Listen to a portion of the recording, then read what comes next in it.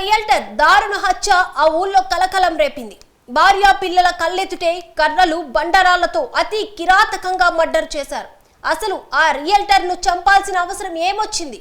తెలుసుకోవాలంటే keep watching.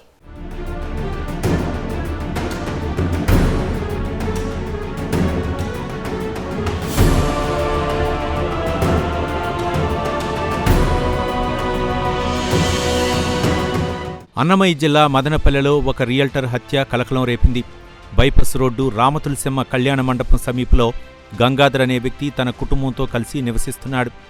Gangadhar మదనపల్లెలో realtor వ్యాపారిగా పనిచేస్తున్నాడు.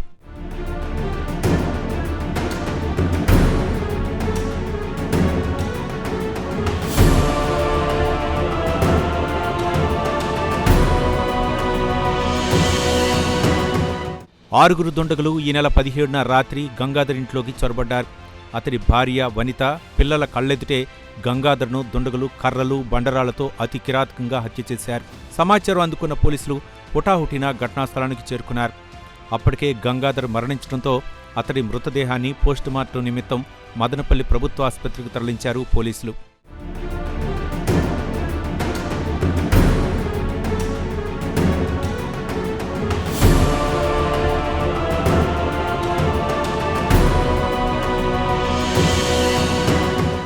అయితే గంగాధర్ ఇంట్లో ఇరువైపులా సీసీ కెమెరాలు ఉన్నాయి. కానీ అవేమీ పనిచేయటం లేదని తెలిసింది.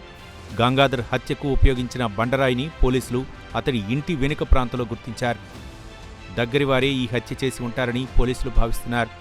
పోలీసులు కేసు నమోదు చేసి అన్ని కోణాల్లో క్షుణ్ణంగా దర్యాప్తు చేస్తున్నారు.